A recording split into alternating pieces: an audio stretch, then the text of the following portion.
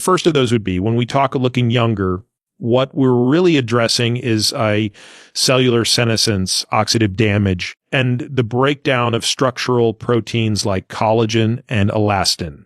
And while no oil, no matter how miraculous the marketing, will stop time. This would be certain compounds can support dermal remodeling and slow down the outward manifestations of aging. So today, first of those I walk you through 3 topical oils that actually have plausible mechanisms. And in some cases, clinical evidence for supporting collagen synthesis and dermal health. We'll keep this grounded in the biology. No silver bullets, just mechanisms, data, and practical application. When discussing topical interventions for skin aging, we need to make a few important clarifications up front. First, skin aging is not just a cosmetic issue. It reflects deeper biological processes like oxidative damage, DNA repair inefficiencies, mitochondrial dysfunction, and extracellular matrix degradation. One of the hallmarks of visible skin aging is the breakdown of collagen and elastin in the dermis, resulting in reduced elasticity. Increased of those would be increased wrinkling and thinner, drier skin. Now, collagen production just shut off as we age. Instead, the balance between collagen synthesis and degradation shifts unfavorably. More is broken down than is built. Fibroblasts, the primary producers of collagen in the skin, become less active over time, partly due to intrinsic aging and partly to extrinsic insults like UV radiation and chronic low-grade inflammation. There are very few compounds that can nudge this balance back in the right direction, retinoids being perhaps the most well-established. But prescription retinoids, the first those would be, like tretinoin, while effective, are often poorly tolerated. They can cause significant skin irritation, especially when used chronically or at higher concentrations. That leads us to one of the more naturalizing alternatives, rosehip seed oil. Rosehip oil is extracted from the seeds of Rosa canina, a wild rose bush native to parts of Europe and South America. Unlike essential oils, which are highly concentrated and often volatile, rosehip is a carrier oil, meaning it's rich in lipids, primarily linoleic and linolenic acids, along with antioxidants, polyphenols, and a natural form of vitamin A. First of those would be. What makes rosehip particularly interesting is that it contains trans-retinoic acid, the first of those WAIM active compound that prescription tretinoin ultimately converts to inside the skin.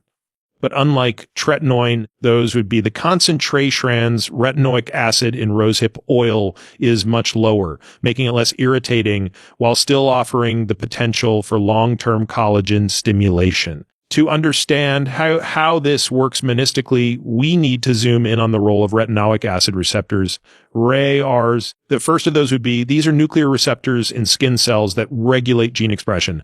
When trans-retinoic acid binds to these receptors, those would be, it initiates a cascade of changes in gene transcription.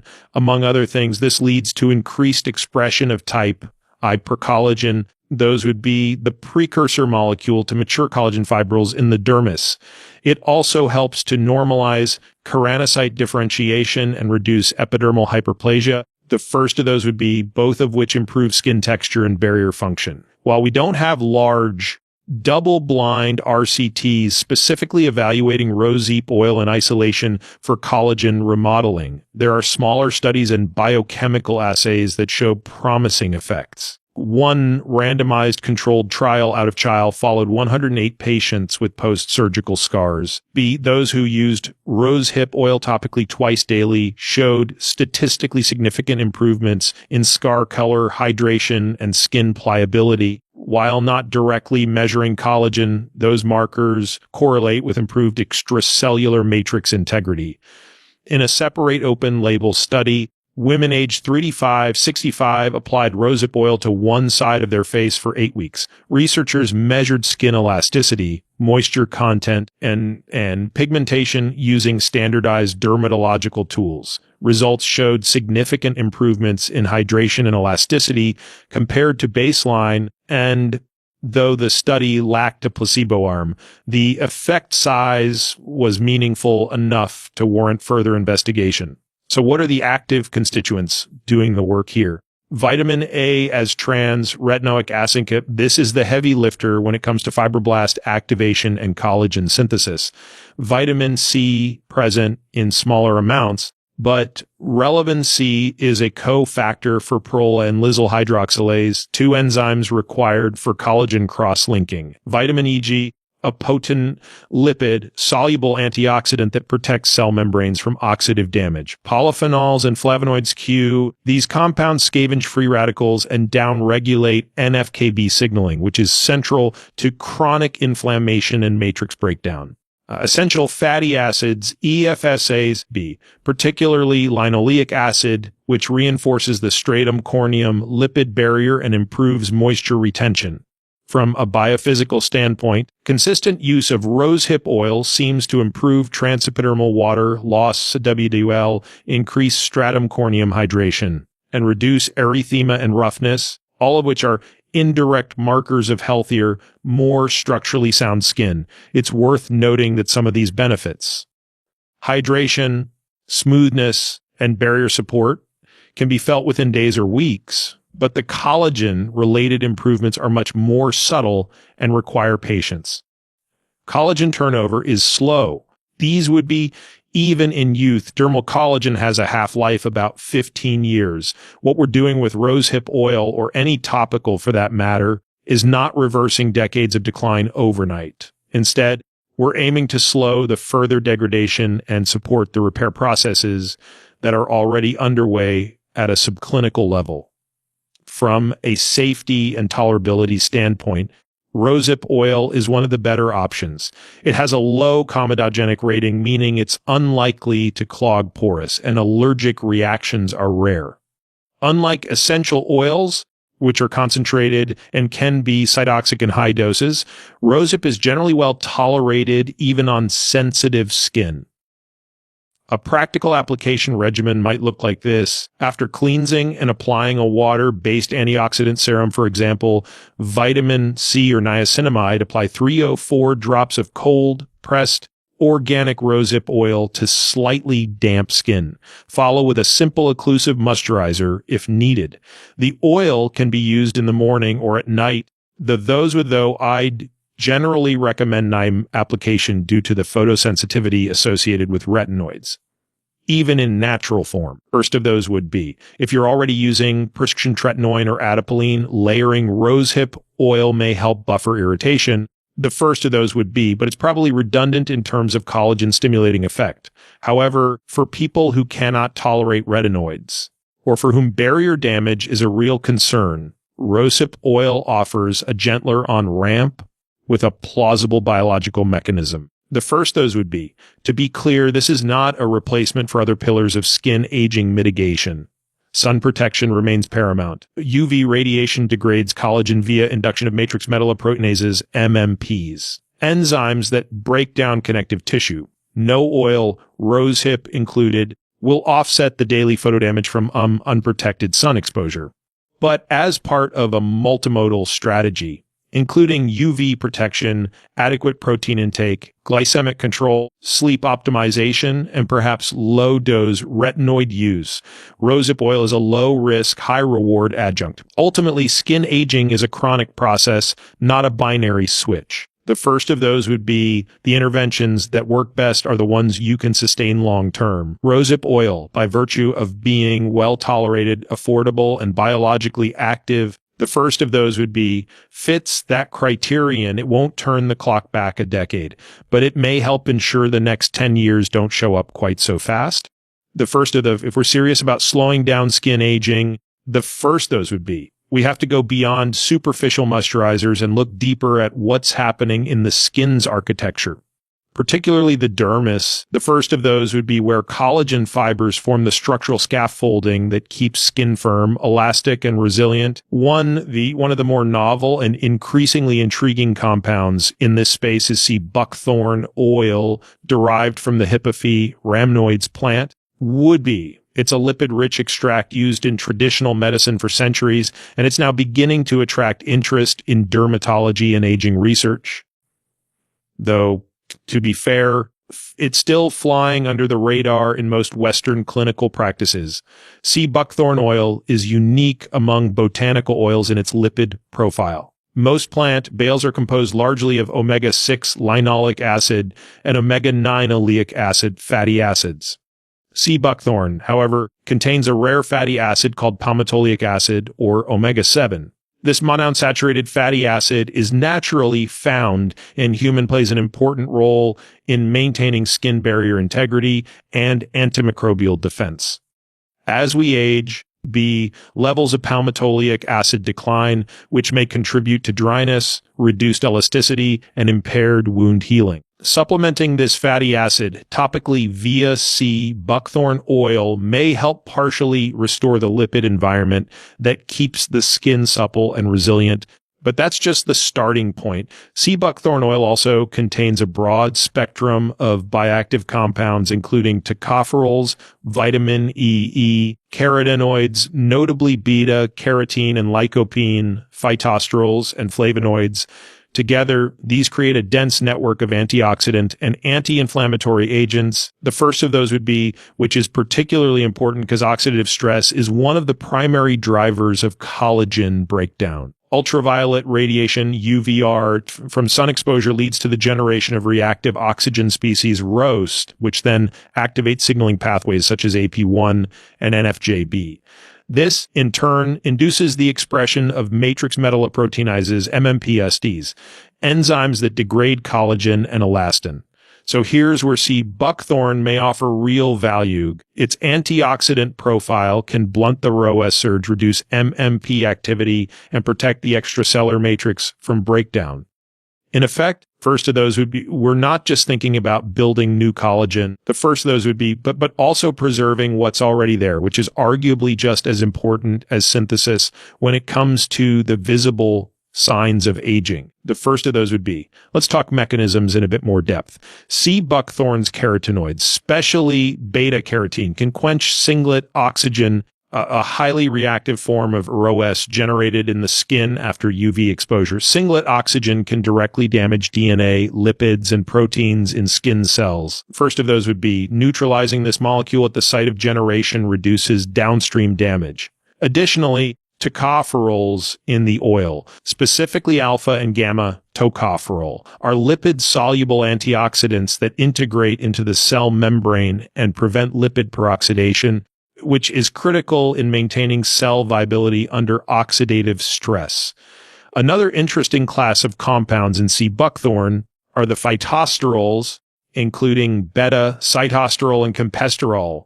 These have been shown in animal models to modulate inflammation and promote barrier recovery after UV damage. Phytosterols also seem to inhibit pro-inflammatory cytokines like IL-1Jo and TNF-F, both of which contribute to collagen degradation via indirect upregulation of MMPs. Now, the first of those would be, what does the clinical evidence say? This is where things get a little sparse, at least compared to compounds like retinoids or even vitamin C. Most of the studies examining sea buckthorn oil come from Eastern Europe, Russia, and parts of Asia, and many are not published in high-impact Western journals. The first of those would be. That doesn't mean the data isn't valid. It just means we have to be especially careful in interpreting it. One study out of China investigated the effect of sea buckthorn oil in improving skin aging markers in women aged 45 to 60. Participants used a topical sea buckthorn daily for 12 weeks, and outcomes were measured using a combination of high-resolution photography, elasticity testing, and patient-reported outcomes. The results showed significant improvement in fine lines, skin hydration, and elasticity compared to baseline. However, the FERS would be, the study lacked a placebo arm, so we can't rule out placebo effect or regression to the mean. Another double-blind, split-face study from Poland looked at topical sea buckthorn oil versus a neutral sunflower oil on UV-damaged skin. After 8 weeks of daily use, The C. buckthorn treated side showed significantly lower WL transepidermal water loss, improved hydration, and enhanced dermal echogenicity on ultrasound, suggesting increased collagen density. Again, these are surrogate markers, but they're reasonably reliable and point toward a real biologic effect. Importantly, there's also some data on oral supplementation with C. buckthorn oil improving skin barrier function and reducing inflammatory skin conditions such as atopic dermatitis and rosacea. While oral delivery is a different modality than topical use, it speaks to the systemic bioactivity of the compounds in this oil. Safety and tolerability are also noting. C. buckthorn oil has a low potential for irritation and is generally safe for daily use, even in people with sensitive or reactive skin types. One caveat, because of its high carotenoid content, the first of those would be the oil is orange and can temporarily stain the skin or clothing if applied in excess. Those would be using a diluted formulation or blending with another carrier oil can mitigate this. From a formulation perspective, the cold-pressed C. buckthorn oil retains the highest concentration of bioactives, especially carotenoids and tocopherols. Heat processing and solvent extraction can degrade these compounds, reducing the oil's effectiveness. So if you're selecting a product, make sure it's cold pressed. The first would be organic and ideally packaged in a dark glass bottle, prevent oxidation from light exposure.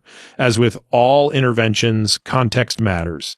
C. buckthorn oil isn't a standalone solution. It won't replace sunscreen. It won't correct micronutrient deficiencies, and it won't reverse decades of sun damage. The first of those would be. But when layered into a broader skin health strategy, one that includes sun protection, nutrition, and possibly topical retinoids or peptides, this oil could serve as a biologically active adjunct that helps maintain collagen integrity, supports barrier function. The first of those would be, and reduces chronic low-grade inflammation in the skin. In my own framework for evaluating longevity tools, whether for skin, metabolism, the first of those would be, or cognition, I'm always asking three questions. What is the mechanistic plausibility? What is the quality and strength of the clinical data? Is this intervention low risk and sustainable long-term? C. buckthorn oil scores reasonably well across all three. The mechanisms: antioxidant support, MMP inhibition, anti-inflammatory signaling are solid. The clinical data, while early and modest in scale, are directionally positive. And the risk profile is very low, with minimal potential for harm or adverse events. Those would be. So while I wouldn't place C. buckthorn oil on the same pedestal as tretinoin or sunscreen in terms of anti-aging efficacy, I would place it firmly in the worth trying category, particularly for those with sensitive, dry, or inflamed skin who may not tolerate more aggressive interventions. The first of those would be, in short, this is not a miracle cure, but it's a thoughtful, mechanistically grounded tool in the anti-aging toolbox. Used consistently, it may help reduce the velocity of decline in skin quality that we all experience as we age. And as I often say, it's not about living forever. The first of those would be, it's about extending the period of high-functioning, healthy skin, just like we aim to do for every other organ system in the body. The first of those would be, there's a recurring theme when it comes to skin aging that we have to keep front and center. It's not just about what we see, but what's happening beneath the surface on the molecular level. Fine lines, reduced elasticity, and uneven texture are downstream outcomes of complex upstream events. Oxidative damage, chronic low-grade inflammation, mitochondrial dysfunction, and importantly, degradation of the extracellular matrix. Central to that matrix is collagen, which, like bone density or muscle mass, declines with age to an imbalance between anabolic and catabolic processes. Our goal, then, is twofold. First, we want to slow the degradation of collagen. Second, we want to support the cellular machinery that builds it. In this context, pomegranate seed oil emerges as a surprisingly compelling compound. While it's less mainstream in dermatology circles than retinoids or even vitamin C, the first to be its underlying mechanism suggests it deserves a closer look. Pomegranate seed oil is extracted from the seeds of Punica granatum, a fruit widely studied for its anti-inflammatory and antioxidant properties. What makes the oil unique is its extraordinarily high content of punicic acid, a rare omega-5 conjugated linolenic acid. Structurally, punicic acid is similar to conjugated linoleic acid KLAC, which has been studied for its role in modulating inflammation, lipid metabolism, and even carcinogenesis. In the context of skin, however, the focus is on punicic acid's ability to activate nuclear receptors, particularly PPRs, peroxisome proliferator activated receptors, a family of transcription factors involved in inflammation, lipid metabolism, and cellular differentiation. Let's pause on PPRs for a second. These nuclear receptors are expressed in keratinocytes, fibroblasts, and sebacytes. When activated, they regulate gene expression in ways that are relevant to skin aging, be suppressing pro-inflammatory cytokines, modulating lipid production, and promoting skin barrier repair. Specifically, PPR gamma activation has been linked to improved wound healing and reduced UV-induced damage in experimental models. The punicic acid appears to be a natural ligand for PPR gamma, suggesting that pomegranate seed oil may exert its benefits through this receptor-mediated pathway. In addition to punicic acid, the oil contains a suite of polyphenols, notably ellagic acid, gallic acid. The first would be anthocyanins, which have strong free radical scavenging capabilities. The first compounds have been shown to reduce the formation of reactive oxygen species, ROS, in skin cells exposed to UV radiation. Since RS are major inducers of matrix metalloproteinases, MMPs, the enzymes that break down collagen and elastin, this antioxidant activity could help preserve dermal structure over time. There's also emerging evidence that ellagic acid, one of the major polyphenols in pomegranate, inhibits tyrosinase, the enzyme responsible for melanin synthesis. The first of those would be, this could make pomegranate seed oil useful for addressing uneven pigmentation and age spots, secondary but highly visible markers of skin aging. Now let's look at the clinical data. While still early, there are a handful of small studies, both in vitro and in vivo, that support the use of pomegranate seed oil for improving skin integrity and slowing the aging process. A 2014 study published in Journal of Echnopharmacology examined the effects of topical pomegranate extract in a UVB-induced photogene model in mice. The results showed significant preservation of collagen fibers, decreased epidermal thickening, and lower levels of MMP2 and MP9 in the treatment group. While animal data always comes with limitations, the mechanistic findings are consistent with what we would expect from PR activation and antioxidant suppression of inflammatory cascades. On the human side, one double-blind placebo-controlled study looked at a topical formulation containing pomegranate seed oil applied twice daily for 12 weeks. Participants saw statistically significant improvements in skin elasticity and hydration compared to a placebo cream with no adverse effects reported. While collagen levels weren't directly measured via biopsy or ultrasound, improvements in elasticity can often serve as a proxy for changes in dermal matrix integrity. Another small open-label trial found that a blend of pomegranate oil and vitamin C reduced melanin content and improved overall skin tone over 8 weeks. The first would be suggesting synergistic effects on pigmentation and photoaging. The sample sizes here are modest, typically in the range of 20 to 40 participants, and not powered for definitive conclusions. However, the directionality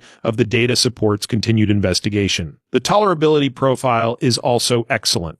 Pomegranate seed oil has a low risk of causing irritation, even in people with sensitive or reactive skin. Unlike retinoids or exfoliating acids, it does not compromise the barrier.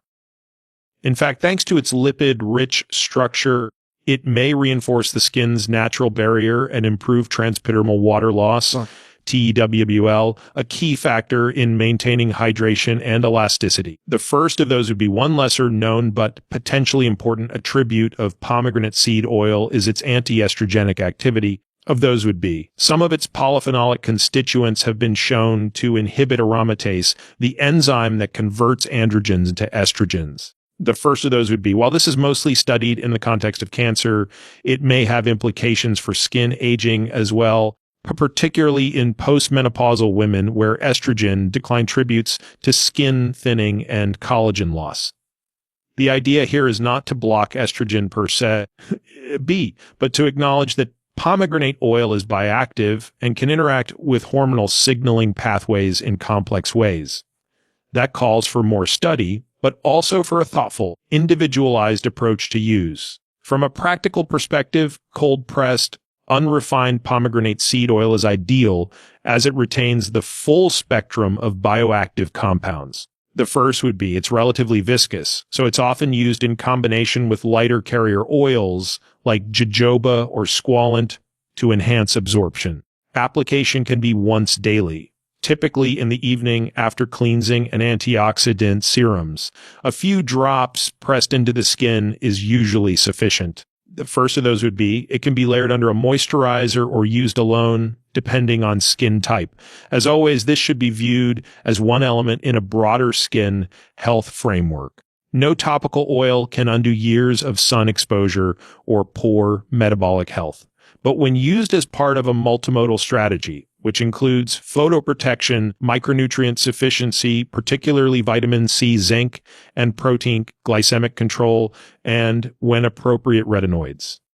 Pomegranate seed oil offers a low risk. The first of those would be mechanistically plausible intervention to slow structural degradation and maintain the skin's functional integrity. To summarize the framework, lens often used when evaluating a compounding mechanistic plausibility. Yes, via PR, gamma activation, antioxidant defense, and MMP inhibition. Clinical data. Modest but positive further trials needed to confirm dose, duration, and long-term outcomes. Tolerability and risk profile. Very good. Low irritancy, minimal systemic absorption, and barrier supportive. Cost and accessibility, reasonably affordable and widely available in clean formulations. So, will pomegranate seed oil make you look 10 years younger? Probably not in any acute, dramatic sense. But over a span of years, it may slow the trajectory of visible skin aging, improve hydration and texture, and reduce the breakdown of the dermal scaffolding that gives skin its structure. That's the game we're playing, not reversal, but deceleration, not perfection, but preservation. And in that context, pomegranate seed oil is worth having in your toolkit. If we take a step back and view skin aging the lens of longevity, thinking not just in terms of appearance, but biological function, there's a fundamental truth we have to acknowledge. Skin is not separate from the rest of the body. It ages for the same reasons every other tissue does. Mitochondrial dysfunction, inflammation, glycation, oxidative stress, nutrient deficiencies, and hormonal shifts all converge to accelerate the breakdown of structural proteins like collagen and elastin. The only difference is, with skin, the results are visible. The wrinkles, laxity, dryness, they're all visual cues of underlying processes that, for the most part, we can influence. This is why a reductionist approach, say, relying entirely on one serum or miracle ingredient, is not sufficient. The skin is a complex organ that reflects the state of systemic health. And while I wouldn't suggest topical interventions are meaningless, far from it, they need to be contextualized as tools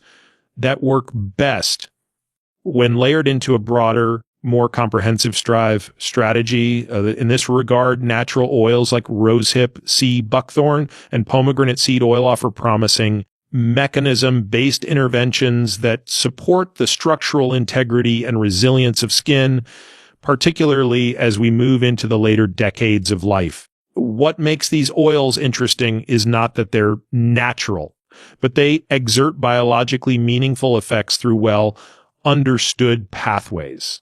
Rosehip oil, rich in provitamin A and essential fatty acids, has demonstrated capacity to stimulate fibroblast activity and promote collagen synthesis, particularly type I and A. The first of those would be which are the most abundant in youthful skin. Sea buckthorn oil brings omega-7 fatty acids to the table, a rare component in the modern diet, but one that's important maintaining dermal lipid balance and barrier function. Pomegranate seed oil, with its punicic acid content, interacts with nuclear receptors like PPR, gamma to regulate inflammation, support lipid metabolism, and blunt the effects of UV-induced oxidative damage. The first of those would be all of this point's central theme. These oils are not passive moisturizers. They're woo-active compounds of each. They don't just sit on the skin and trap water. They communicate with cells, alter gene expression, reduce reactive oxygen species, modulate enzymes like matrix metalloproteinases, and ultimately support the preservation of collagen over time. But, and this is important, we need to temper our enthusiasm with clinical realism. Most of the data on these oils, while promising, comes from small studies. The first of those would be often with limited controls, short durations, and inconsistent outcome measures. The first of those would be we're not dealing with the same level of evidence we have for prescription retinoids or sunscreen. That doesn't mean they don't work. It just means that any conclusions we draw have to be probabilistic, not absolute. So, in practical terms, what does that mean for someone who's looking to incorporate these oils into a skincare routine? First, consistency matters more than intensity. These oils are not silver bullets. They're subtle, slow-acting agents that work cumulatively over time. Daily application integrated into a thoughtful skincare sequence, cleans, antioxidant serum oil, and optionally a moisturizer, will yield better outcomes over 6 months than sporadic, high-dose use over 6 days. Second, compatibility with skin type is critical. First, those would be someone with acne-prone skin might do better with rosehip oil to its lighter texture and vitamin A content, while a person with dry, sensitive skin might benefit more from the occlusive and reparative qualities of sea buckthorn. Pomegranate oil, being a bit heavier, often works best blended with other carriers or used overnight as part of a recovery-focused routine. In all cases, the quality of the oil, cold-pressed, unrefined, properly stored, is non-negotiable. Oxidized oils not only lose their efficacy, but can contribute to the very inflammation we're trying to reduce. And finally, none of these interventions will compensate for neglecting the fundamentals. If your diet is deficient in protein, if your micronutrient status is suboptimal, think vitamin C, zinc, copper, if you have poor glycemic control, if you're dehydrated, sleep deprived, or chronically inflamed, no topical intervention, natural or pharmaceutical, is going to meaningfully arrest skin aging. In fact, the skin is often a reflection of these internal imbalances. The first of those would be, I've seen patients whose skin quality improved dramatically not because they changed their skincare products, but because they started resistance training, optimized their sleep, corrected nutrient deficiencies, and got serious about sun protection. And that brings us to perhaps the most important point. These oils are valuable not because they offer a way around hard work, but because you amplify the benefits of a disciplined approach to health. When your body is in a state of metabolic harmony, when oxidative stress is minimized, when inflammatory signaling is quiet, the first those would be. And when cells are functioning close to their evolutionary baseline, that's when interventions like rosehip, sea buckthorn, and pomegranate oil can make a meaningful difference. To be clear, I'm not suggesting these oils will make you look 10 years younger overnight. The first of those would be that kind of claim belongs more to marketing the medicine. But if we interpret that statement more precisely, slowing the visible aging of skin by maintaining collagen density, supporting skin hydration, the first would be improving tone and elasticity. Then yes, over time, The first of those would be these interventions can help you preserve the apparent function of skin that's biologically younger than your chronological age would predict. The first would be, so the real question whether these oils work in isolation, it's whether they can be leveraged intelligently, consistently, and in the right context to become part of a high leverage system for aging well, from what we currently understand mechanistically and based on the early clinical data. I think the answer is yes. Yeah. Not as magic, not as miracles, but as part of a broader architecture of skin health that mirrors what we aim for across the entire aging process of slow decline, extended health span, and structural integrity, inside and out.